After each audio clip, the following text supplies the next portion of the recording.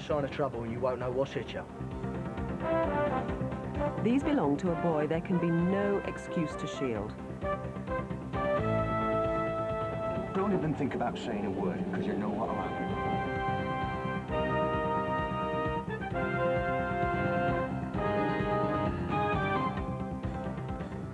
Well, welcome back. Helpful information coming in all the time on many of our cases tonight. We have new witnesses in the case of Connie and Janice Sheridan.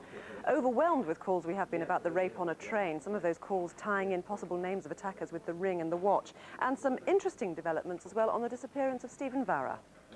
Let's go first to the double murder in the Fens, the knife attack on Connie Sheridan and her daughter Jan in the early part of January. Jan? Jan? Jan? Jan?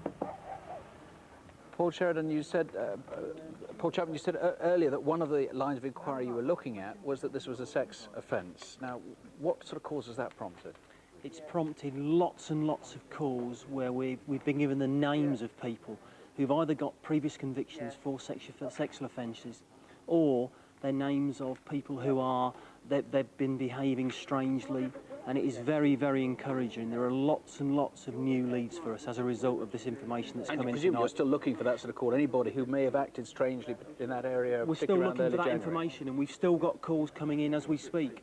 Now, you were trying to find anybody who knew Connie and Jan throughout their lives, really, just to find out more about them. How successful has that been? Yes, we were. It's been very successful. Most importantly, we've got people ringing in who worked with Janice during the early 90s up until 95 when she stopped work because of a back problem. And a silver and grey car that was seen by their house, anything on that? Phenomenal response. Very, very heartening. There's some new information coming in, giving details of vehicles in the Norfolk-Cambridge area. These are vehicles that have not previously come into the inquiry. Thanks, Paul Chapman. Thank you. Well, a single call would have been enough for our next case, a call from someone on the fringes maybe of a gang which terrorised a security guard and hijacked a van load of cash. Securicor is so concerned about the threats of violence that they offer a £50,000 reward. Oh, sorry about that, mate. You all right there? No, just a bit shook up. Yeah? You get in the back of the van and do as you're told.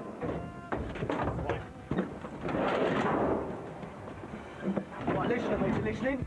Remember what I said, yeah? Mess me about and it'll be the last thing you ever do. Well, Tony Crofts, Jenny, you've had quite a few calls, haven't you? We have, yes. We've had over 60 in the studio, another 20 to Scotland Yard. Very pleased. We've identified the driver of the Vauxhall that you saw in the film. That's good. He's come forward and he's been eliminated, obviously. He was just an innocent passerby. Now, you've got a list here of all the names that have been mentioned, matching them with the main thug in the film, which was the only one we could identify, really, wasn't it? Yes, correct, yes. Unfortunately, we haven't had any witnesses as such through yet, but these names are very helpful, and there are officers working on it as we speak. But none duplicated, I see. At this time, no. Now, you want more information on the Fiesta that was used?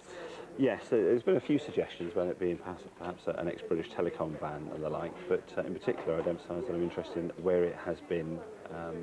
We didn't mention it in the earlier programme, but there may have been some damage after the 11th, and if it was taken to your repair shop or you were asked to paint the signs on the side, I'm very interested to hear from you. And also there's a £50,000 reward, so don't forget that. Thank you. Thank you. Well, first of all, on that Southampton robbery, we've had a definite name from somebody who is extremely credible, and we're very optimistic. Peter Drury for the assault on a female. Well, we've had a particular clue that we think will give us a definite link to him. Then moving on to Gary Ashley, assault in connection with some indecent assaults.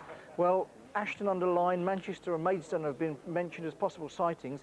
And then lastly, Chris Saunders here is very excited about Tangney. Over 40 calls there, some putting him in the area of Ford Open Prison where it's thought he was earlier living rough, but now, just in the last few minutes, Huddersfield has been mentioned. Now, there are some cases you don't expect so many calls on, and Stephen Varra's death is one of them. The problem is that he was a bit of a loner, and whatever happened to him took place about 5 years ago. For some unknown reasons, Stephen left his home on Humberside and started walking south. Do you want to live? Thank you. Thank you. As long as it's not a problem. Well, that was the last sighting before what were thought to be Stephen's remains were found lying in a ditch. Well, John Mabbott, how have the calls been going this evening? Well, we've been having a steady stream of calls, some very interesting calls that tended to point us towards the identity of the anonymous caller. Now, this was the one who claimed that he'd picked up Stephen in Grimsthorpe, that's right. And one interesting call from a caller who talks about a murder, somebody who'd confessed to a murder and leaving a murder of a hitchhiker and the leaving of the body in a ditch. I'm very interested in that call indeed. Right, but you're not going to close the book on that one. Absolutely I mean, not. You want as many calls as possible. For the sake of the to come family, we need as many calls as we can. Well, let's hope it's a success. Thank you. Thanks. Next to the West Midlands and to the Ladbrokes betting shop robbery, a whole host of calls suggesting various locations for this guy, but still ring in if you have any ideas. And then the Allerton ceiling robberies, remember that baseball cap? 2 callers have suggested the same name for the owner of that France 98 cap. Then the Camden attempted murder. Would you believe we've actually had an eyewitness come forward this evening, so that's obviously very exciting news. And the Dollis Hill robbery, lots of names suggested, and several other incidents involving that unusual imitation gun have come to light. And finally, Griselda Williamson. One man said he'd interviewed her for a job as a care assistant, so that can only be good news. We'd hope for around 400 calls on our next case. We've got a fair number of them already. We've been trying to trace every passenger on a train one Sunday night, anywhere between Newcastle and Bristol. Part way through the journey, a student was hustled into a lavatory and raped. Don't even think about saying a word, because you know what'll happen. It was Sunday, February the 21st, and Danny Snee, you've just told me the response has been amazing. Why? It's absolutely amazing. I mean, the number of calls both to the studio and the incident room, suggesting names, tying them in with the watch and the ring. Now, this ring the rapist is wearing, or at least this is a very similar one, and a very similar watch. You're saying people are coming up with names of people who've got this sort of combination? Exactly, yeah. We're going to have a very, very busy incident room as a result of all the information that's coming. Now, have you found anyone else who might have been raped by him? Because there is a suspicion that he hasn't just done this once, he might have done it before. Yeah, certainly this evening in the studio we've had one call from a girl saying she was raped by somebody who fits the description of the E-fit, and obviously we will be contacting her as a priority. How many really important calls have you got, or calls that really look worth following up? The vast majority need following up because most of them are actually suggesting names, so like I said before, we're going to be very, very busy. Okay, well, let's hope it goes well. Thank you. Thank you. What? Well, we'll be taking calls here for a few more minutes, but after that you'll find the numbers on CFAX page 621. You can email us at CrimewatchUK at the BBC, and on any case, call Crime Stoppers anonymously if you want, on 0800 555 111. If you've been a victim and you'd like to talk to someone at Victim Support, they'll be there until 2 in the morning, and the number is 0845 30 30 900. Next month's Crime Watch is on Tuesday, April the 20th. Join us then.